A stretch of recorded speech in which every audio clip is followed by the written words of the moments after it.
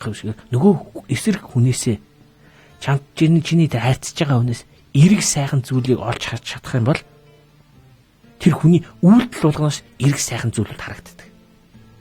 Тэгэхээр нөгөө өөрөө ирэхгүй нөгөө хүн ч гэсэн ийм чамаас эрэг сайхан зүйлийг хайгаад байна гэсэн мэдрэмж төрөнгүүт нөгөө хүн ч гэсэн өөрийгөө илүү гоёор харуулахыг илүү хичээж эхэлдэг байгаа юм. Өөрийн мэдлэгүүд хичээдэг. Энийг нэгсэн цаа далд хүмүүс чинь одоо нэгсэн хүний тэр мэдрэмжүүдээс чинь одоо нэгсэн ийм цогц ийм мэдрэмж бий болоод тэрэн дээр нөгөө далд хүмүүс чинь анализ хийгээд өөрийн ирэхгүй чамд тийм мэдрэмжийг төрүүлээд ингэж эхэлдэг байхгүй. Ингээд одоо хайр инэрэл гэдэг чинь өөрөө яаж бий болдог гэхээр ингэж л бий болдог байхгүй. Хайр сэтгэл гэдэг чинь нөгөө хайртай тэр байгаа хүн тэр хүнээсээ сайн сайхан гоё зүйлийг нь хайж тэр хүнээсээ эрэг гоё эрэг сайхан зүйлийг нь хайгаад ингэж тэмүүлэх юм бол нөгөө хүн чи чамд эрэг сайхан зүйлээ илүү ихээр харуулаад тех тусам чи нөгөө хүнийгээ илүү ихээр бахархаж илүү ихээр одоо нэгсэндээ тэр хүн татагдж эхэлдэг. Энэ чинь хайр инэрл хайр сэтгэл чи энэ байхгүй. Хэрвээ ингэж чаддгүй хүн бол хизээш хайр сэтгэл олж чаддаггүй. Хизээш хайртай хүнтэй болж чадахгүй. Одоо нөгөө зарим нэг хүмүүс тэгдэг шүү дээ. Би одоо хизээч ханийн тэнгэргүй одоо хайр юугүй гэл ингээл ярьдаг шүү дээ. Одоо ханийн тэнгэргүй одоо азгүй новшгал өөрийгөө ягаад гэдэг хүмүүс их байдаг шүү дээ. Ийм хүмүүсийн хийгээд байдгийн цаад алдаан дандаа энэ байдаг. Өөрөө л өөрийгөө нөгөө эсрэг хүнээсээ дандаа тийм эсрэг зүйл олж харах гэж оролдоод яваад. Одоо нөгөө манайхан цензур гэж яриад байгаа шүү дээ. Цензур гэдэг чинь л одоо нөгөө хүнээс одоо муу мухай зүйлийг хайгаад эхэлж байгаа гэсэн үг байхгүй юу? Цензурыг нөгөө өндөр тавиад эхлэх юм бол нөгөө цензур гэдэг чинь одоо нэгсэн нөгөө хүнээс шүүмжлэх гэдэг гэсэн үг шүү дээ. Тэгээ шүүмжлэх зүйл хайгаад эхлэх гэсэн үг шүү дээ. Тэгэхээр чи нөгөө хүнд ирэх биш өөрөө ирэхгүй тийм хүүтэн мэдрэмж нөгөө хүн чинь өөрөө ирэхгүй чамаас өгч зай барьж эхэлдэг. Тэнгуут нөгөө хүний юу гэдэг юм гэхээр нөгөө хүүтэн мэдрэмж хайж байсан хүнд улам нөгөөд нь баталгаа болж өгчдөг байхгүй. За. Баталгаа болоод нөгөө улам бүр энэ чинь ийм хүүтэн угаасаа л ийм хүн юм байна гэн гота болчдөг байхгүй. Тэгэхээр тэр хүн анхнаасаа гэдэг нөгөө хүнээс сайн сайхан зүйлийг хайх гад сайн сайхан эрэг зүйлийг хайх гад ирмэлзээд эхлэх юм бол нөгөө хүн өөрийнхөө улам сайн сайхан зүйлийг харуулах гад хичээгээд эхлэхээр өөрөө ирэхгүй нөгөө хүн энэ чинь ийм сайн юм биш үү? Ийм гоё хүн юм биш гэсэн мэдрэмж төрөнгөт нөгөө өөрийнх нь нөгөө хичээжсэн бодол нь батлагдаад тэгэхээр жинхнээсээ нөгөө хүн их сайхан хүн болоод жинхнээсээ нөгөө хүн илүү их дотн хүн болж хуурдаг. Ийм зарчмаар одоо нөгөө хайр сэтгэл чинь бий болдог байхгүй. Тэгэхээс хайр сэтгэл шууд л одоо нөгөө тог цогч байгаа юм шиг так гаалын гот нөгөө хөш зогсоол яагаал ингээ шууд бий болоод ингээ яадаг. Одоо яг тийм зүйл биш байхгүй юу? Хайр сэтгэл чи өөрөө ингэж аажмаар ингэж нөгөө хүмүүсийн өөрсдийнх нь юунаас хөдөлмөрөөс бий болдог зүйл байхгүй. Та хоёрт орой мэд сөрөг мэдрэмж төрөнгөт яаж эерэг тал руу хандуулж сурах вэ гэсэн мессежийг 965 дугаараас орж ирсэн байна. Тэгэхээр энэ их зөв асуулт байна л да. Сөрөг мэдрэмж. Тэгэхээр одоо нэгсэндээ сөрөг мэдрэмжтэй тэмцэх болж байгаа. Тэгэхээр одоо нөгөө түрүү нөгөө мэдрэмж чинь нөгөө юу яадаг гэдэг ба штэ. Одоо би эндээ уусдаг гэдэг ба штэ. Тэгэхээр тэр сөрөг мэдрэмж чи хэрэг хүчтэй сөрөг мэдрэмж байна. Тэрнээс хүчтэй эрэг мэдрэмжийг одоо нэгсдээ бий болохын тулд хичээнэ гэсэн үг. Тэгэхгүй бол нөгөө чи сул эрэг мэдрэмж одоо бодоод за би нэг одоо юу гэдгийг энэ ямар сонь царайтай юм бэ гэж бодцоход за би эргээр бас бодох гээд оролдъё даа гэх юм бол тэгээ бас энэ чи явахгүй шүү дээ. Тэгэхгүй тий тэгэхгүй харин оронд нь юу гэдгийг би энэ хүнээс юу яаж одоо энэ хүний сэтгэл нь ямар болдооч гэдэг юм уу? Сэтгэл нь хичнээн сайхан болдоо. Сонсогч та амьдралын өчиг нэвтрүүлгийн лав гарагийн давталтын дугаарыг сонсож байна. Сэтгэл нь хичнээн гигитэй болдооч гэдэг юм.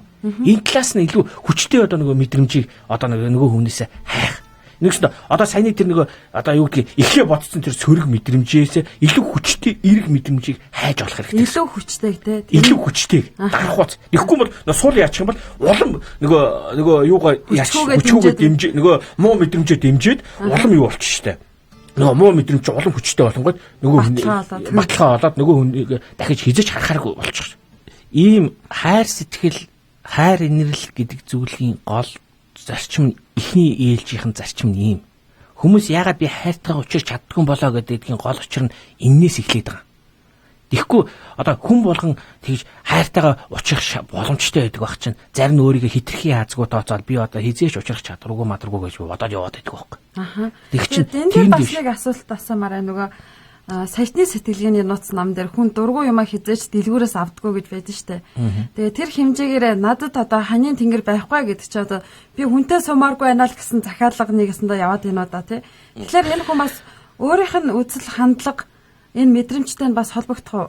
Холбогдлого байх. Хамгийн гол нь миний хэлэх гээд байгаа санаа л энэ. Тэгэхгүй бол хүмүүс хитрхи одоо нэг энийг одоо юу гэдгийг ямарваа нэгэн одоо мохор сүсгээр одоо нэгсэн наазгүй юу гэх мэтээр ойлгоод байгаа. Тэг чин эцэс яг одоо ингээд надад одоо жишээлбэл юм хүмүүс ирнэ л те ганц бие хүмүүс одоо яаж одоо хүнтэй танилцах уу яах вэ хөөгээд. Тэр хүмүүсийн гол шалтгаан юу гэхээр одоо нэгсэн одоо энэ цензур одоо манайхан цензур гэхээр илүү их ойлгодог шүү дээ. Янз бүрийн шаардлагыг тавьчихдаг. Шаардлага одоо тэгснэ тийм байх хэвээр, ийм байх хэвээр ч гэдэг юм уу те. Ийм шаардлагыг тавьчихдаг. Эн чин өөрөө нөгөө хүнээс нөгөө сөрөг мэдрэмжийг хайх их үсвэрчин байхгүй. Тэгэхээр тийм бодолтой хүн хизээч одоо чамтаа нэг одоо юу гэдгийг нэг сайхан залуу талцах гал хүрээдэрдэг. Чи нөгөө цензурыг тавиад гаргаад ирэхээр чинь нөгөө залуу чи өөр их гүрэгч шүү дээ. Яг гэвэл чамаас амар муухай сөрөг мэдрэмж мэдрэгдэх байхгүй. Чи баг одоо нөгөө яадаг байхгүй нөгөө энэ мэдрэмж яаж мэдрэгдэх вэ нөгөө өөрөө хүн мэддэг байхгүй. Одоо чи юу гэдгийг чи чамаас одоо цаг эдэлж ин гэхээр урдаас нь хэж болцсон яадаг юм аа гэж нөгөө нэг юм хэг яг гэдэг чинь манайхаа одоо тийж нэрлэдэг чинь нэг тийм хариулт мариулт өгч юм. Ингээр нөгөө хүнд амар сөрөг мэдрэмж өгөнгүүт өөрөө ирэхгүй зайгаа болчихдог. Дунгууд нөгөө хүн чинь нөгөө сөрөг юм хайж байсан хүнд чинь улам амт нөгөө юу болчих баталгаа болж өгöd. Өө энэ угаасаа муу юм. Энтэй ер нь танилцах ямар шаардлагатай байсан. Энэ одоо шал дэмий бодож явах гэж гисэн шиг юм бод. Тийм яриад байдаг. Тийм байд. Одоо жишээлбэл бага насны охтууд ийм амар их ийм одоо бага насны охтууд чихэлтгүй эмэгтэй хүмүүст их ийм юм байдгийн одоо нэгсэн юу гэдгийг. Энэ миний сонирхдаг төрлийн залуу биш ээ гэдэг яриа. Энэ миний сонирхдаг төрлийн залуу биш гэж амар сэрхий тэгдэг. Энэ миний сонирхдаг төрлийн хүн биш ч гэдэг шиг. Тийм юм хизээч байдгүй байхгүй. Одоо хүн бол ганцхан төрлийн хүн байгаа гэж. Тий. Хамгийн гол нь ийм байдаг байхгүй. Тэгээ нөгөө сонирхдаг төрлийнхэн залуу юу байдаг вэхээр өөрийг нь хизээ нэгэн цагт эргүүлчихсэн залуу байдаг байхгүй. Тэгэхээр хэрвээ чи эргүүлээд авчих юм одоо нэгсэндээ чи хичнээн сонирхдаг төрлийн залуу нь биш байсан ч гэсэн чи тэр бүсгүйг одоо эргүүлээд өөрийн болгочих юм бол тэр мөчөөс эхлээд тэр бүсгүйгийн сонирхдаг төрлийн залуу чи болоод хуурчих байхгүй. Чи төрлийн залуучууд болоод хуурчдаг байхгүй. Ингээд яваад байдаг байхгүй. Тэгэхээс одоо жишээлбэл яг хүн болгон тийм одоо яг тийм байглаас нь заяатсан энэ миний сонирхдаг төрлийн залуу биш гэсэн тийм байдгүй байхгүй. Хин чамаа эргүүлээд авч чадсан. Тэр нь чиний хувьд юу бол одоо сонирхдаг төрлийн чи хүн болж хуурдаг байхгүй. Тэрийг нөгөө залуу охтууд амар их яагаад энэ миний юу биш. Авин чанартай нөгөө өөрийнх нь тэр төрлийнхэн залуу гэдэг нь өмнө нь өөрийг нэг эргүүлээд сэтгэл үлдээчихсэн. Өөрийг нэг удаа эргүүлээд өөрийг болгочихсон нэг тийм залуу байдаг байхгүй. Тэгэхээр ийм юм дээрээс одоо жишээл эн чинь л одоо буцаад нөгөө сөрөг мэдрэмж үүсэх бас их өсвөрөд байгаа байхгүй. Тэгэхээр ямарваа нэгэн хайр инэрлийн мэдрэмж гэдэг чинь эндээс эхэлнэ. Тэгэхээр хайр инэрлийн мэдрэмж ч одоо жишээлбэл хоёр хосын хооронд хайр эднэрлээ. Энд ч бас ийм мессеж орж ирсэн байна л да. 90 86 104 5 дугаар утсан дээр түрүүн ингэсэн шүү дээ. Сөрөг мэдрэмжийг яаж эерэг тал руугаа эргүүлэх вэ гэсэн чинь за тэгвэл анхны харцаар дурлал гэдэг нь дурлал биш гэсэн үг үү гэсэн мессеж орж ирсэн байна. Энийг одоо би яриа л да. Хамгийн гол тэр лөө хүрэх гээд яваад байсан. За яг ингэ хайр манай Монголд нэг юм алдаа гаргаад. Би одоо саяхан одоо нэг хайр ба би гэдэг ном гаргасан байгаа. Чи өөрөө сонссон байгаа. Энэ номыг гаргасны гол шалтгаан нь юу гэхээр нэг талаар амьдралын утга учирыг ойлгох. Нөгөө нэг талаас одоо энэ залуучуудад одоо энэ амьдралын анхны алхмаа зөв хийгээч гэдгийг сануулах гэдэг. Амьдралын анхны алхам гэхээр хүмүүс болохоор нөгөө ихтэй сургуульд орохыг бодоод байгаа юм биш шүү. Эцэгчүүд болохоор дандаа тийж бодоод. Амьдралын анхны алхмыг зөв хийх гол асуудал юу гэх нь хоёр хүний хоорондын харьцаа байхгүй. Өсөндөө хайр сэтгэл энэ хайр сэтгэлийн харьцаа энэ нөхөрлийн харьцаанд зөв орох хэрэгтэй гэдгийг хэлэх гээд байгаа. Ингэж орж чадсан хүн бол тэр боловсролтой боловсролгүй сайхан явж чаддаг. Ингэж орж чадаагүй хүн хичнээн мундаг боловсролтой ч гэсэн одоо л 40 50 үрч гэсэн авгаа авч чадаагүй хүмүүс зөндөө байдаг байхгүй. Энд чи яаж юм гэхээр амьдралын алхмыг зөвөр ойлгоогүй. Тэгэхээр амьдралын алхмын одоо энэ хайр гэдэг Манай Монголд ганцхан нэр томьёо яваад байгаа байхгүй юу? Хайр сэтгэл, эсвэл хайр дурлал гэж нэлчдэг. Тэг чи үн чанартай цаана маш олон төрлийн мэдрэмж байгаа байхгүй юу? Хайр инрэл ижил төстэй. Одоо жинхэнэ хайр. Хайр нь өөрөө байна. Хайраас гадна дурлал гэж мэдрэмж байна. Чи өөрөө хайртай төстэй өмөлтөр хайр биш байхгүй юу? Дур тачаал гэж байна. Одоо нэг хин нэг хүсэмжилж, одоо сексийн хэрэгцээ хангах гэсэн.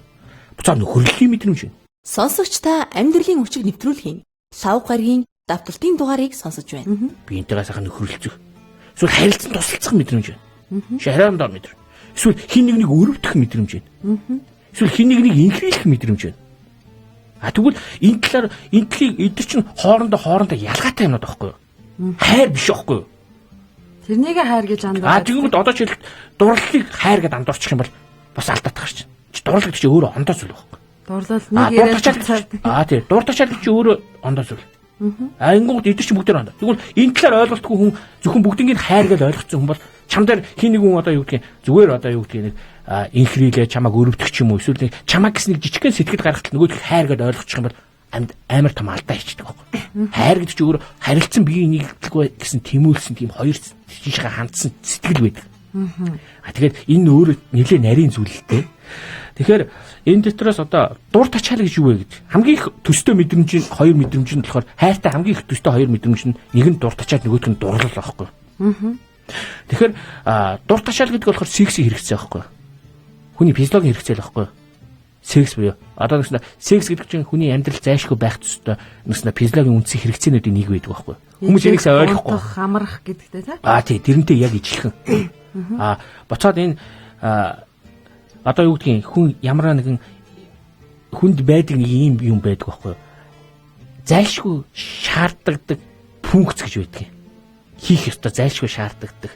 Хийхгүй бол ухамсарт чанарыг алдагдуулдаг тийм зүйлс байдаг байхгүй. За. Хүний ухамсарт. Энд нь юу гардаг вэ гэхээр гурван төрлийн үндсэн зүйл байдаг. Энэ одоо гадны нөлөөллөөс шалтгаалдаг. Энэ юу гэхээр нэг нь амьсгалах. Нөгөөх нь хооллох, гуравт нь секс гэсэн гурван зүйл байдаг байхгүй үндсэндээ. За. Эдгээр яг хугацаагаар ондоо болооч бүгдээр нь яг хангах хэрэгцээг нь хангаж чадахгүй бол хүний ухамсарт чадварыг алдагдуулдаг байхгүй.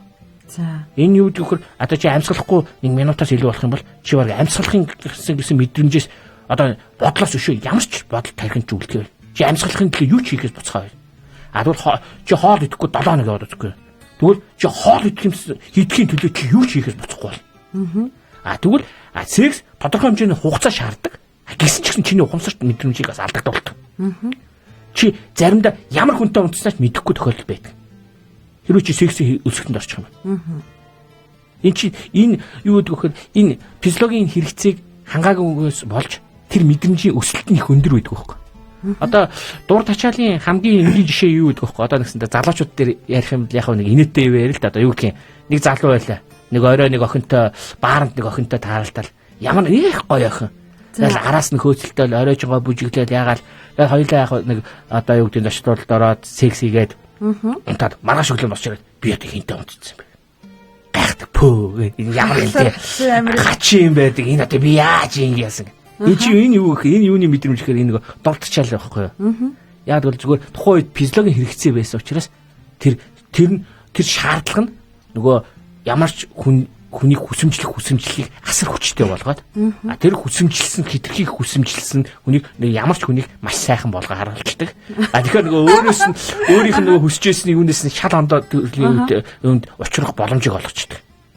Одоо тэгэнгүүт одоо нөгөө түрүү би сайн тэр хэрэгцээг одоо эннээс болж одоо сексийн хэрэгцээг бүрэн хангаагүйгээс болж одоо маш хэмжээний нөгөө хамгаалтгүй сексүүд хийгддэг. Өөрсдөө нэг хүсэл тачаалыг хязгаарлах чадваргүй болчингууд шууд л нөгөө дайрал орчдөг. Энэ талын ойлголтгүй хүмүүс бол шууд яг нэг хамгаалтгүй сексээс юу үүсэх вэ? Хүсээгүй жирэмслэлтүүд үүснэ. Бэлгийн замыг өвчин үүснэ. Иймэрхүү аюултай осолтой юунууд үүсчихдэг байхгүй. Тэгэхээр энийг зөв тий. Тэгэхээр ийм байгаа. Тэгэхээр дур тачаал гэдэг бол ийм зүйл. Физиологийн хэрэгцээ буюу сексийн хэрэгцээ. Дэс үндэслэн ийм зүйл. Энэ болохоор энэ хэрэгцээний төлөө энэ болохоор хайраас ондоо. Сэтгэл зүрхний биш физиологийн хүсэмжлэл байхгүй. Чамааг хүсэмжлэх тийм хүсэмж байхгүй. Тэгвэл дурлалаар арай ондоо. Дурлалаар одоо ямар нэгэн тийм гоо дүр төрхөнд татагддаг байхгүй. Энэ болохоор ийм гэж үүсдэг юм. Дурлал болохоор чи одоо ингээд хүүхд давхар цагаас ахлаар ингээд хүмүүсийг хараад одоо яг эсрэг хүслийнхаа хүнийг хараад энэ хүний хамар нь гоё юм да. Энэ хүний нүд нь гоё юм. Энэ хүний хөмсг нь гоё юм байгаад хүн хүнээс нэг гоё юм олж хараад ингээд яваад байдаг байхгүй. Тэрийг өөрөө мэдэхгүйгээр 70 тухамсартай нэг бүхэл бүтэн идеал хүн бүсгчтэй байхгүй өөртөө тохирсон. Тэгээд нөгөө хаач байхгүй хүн. Яг нэг тийм хаач байхгүй. Тэгэнгүүт санаандгүй хаяа нэг гинт нэг тэр хүнтэй чинь төстөө хүнтэй таарчдаг байхгүй.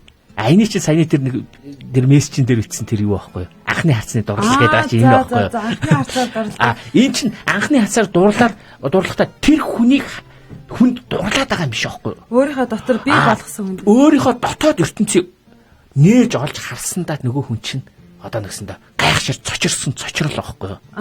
Тэгэхээр эн чинь нөгөө юу биш байхгүй юу? Хайр биш байхгүй юу? Хайр биш. Энэ арай ондоо зүйл байхгүй. Хайр биш. Биш. Тэгэхээр эн чинь нөгөө хайр болохоор хоёр тийшээ харилцсан байх хэрэгтэй байна. Энэ чинь нөгөө хүн чинь зүгээр объект байгаа байхгүй юу?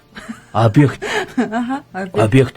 Тэгэхээр дурлал юун дээр жиж болно? Одоо жишээлбэл чи эмэгтэй хүн мэдж байгаа баг насны охтод бол бой бэндийн зургийг бол ханаараа нэг хөдөлгдөг шүү дээ. Тэгэл дурлал тэгэл зургийг нь хараад шүтээл баг энэ одоо тэгэл тэндээ юм бол өөрөө ирэхгүй дотроо төсөөлөл баг ийм гоё хүн байгаа гэж бодоод байдаг шүү дээ. Үн чанартай болохоор яг нөгөө хүн чинь бол шагтсан ондоо хүн байдаг.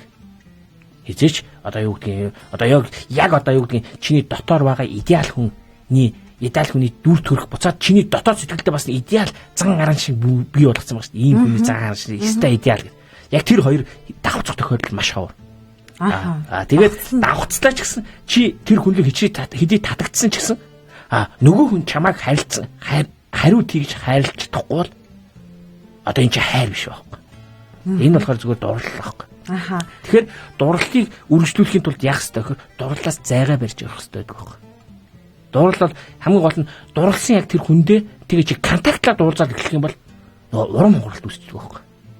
Урам хугаралт болохоор одоо тийм тааламжгүй мэдрэмж байхгүй.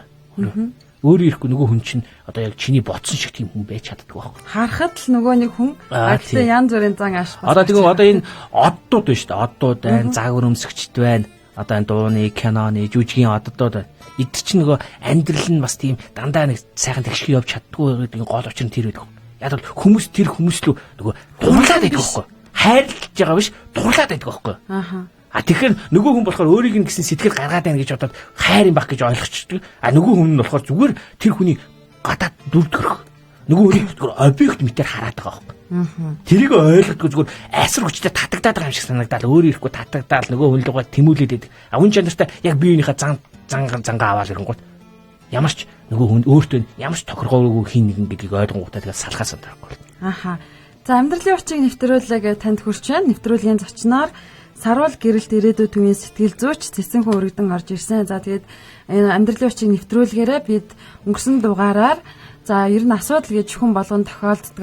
Ер нь асуудлын талаар хүрсэн бол өнөөдөр ад жаргалын за суурьудыг ярьж байна. Тэгээд 6 зүйлүүдийг хөндөж дуурсан. Хайр сэтгэлийн мэдрэмж, амьдралын баталгаа, хүсэл мөрөөдөл буюу амжилт, өөрийн гэсэн орон зай, дурсамжийн мэдрэмж, өөрийгөө үнэлэх гэсэн. За тэгээд өнөөдрийн хувьд бол яг хайр инэрлийн мэдрэмжийн талаар бол бид нар илүүтэй ярьж байгаа тийм. Энэ дээр бас нэг зүйлийг тодруулмаараа тийм гэр бүл болсон хүмүүс тийм. Анх дурлж исэн шигэ ч юм уу тийм биш болцсон шүү дээ. Яг та ингээд байж лээдгийн нэг тийм байдалд орсон байдаг. Тэгвэл эдгээр хүмүүс яаж тэгвэл илүү тэгэхээр ингээхийн тулд гэр бүл гэдгийг зөвөр ойлгох хэрэгтэй байна. Хүмүүс байдаг хамгийн том алдаа юу гэдэг вэ гэхээр хайр сэтгэлийн үргэлжлэл гэр бүл гэж ойлгоод байгаа. Биш. Хайр сэтгэлийн үргэлжлэл гэр бүл биш байхгүй юу?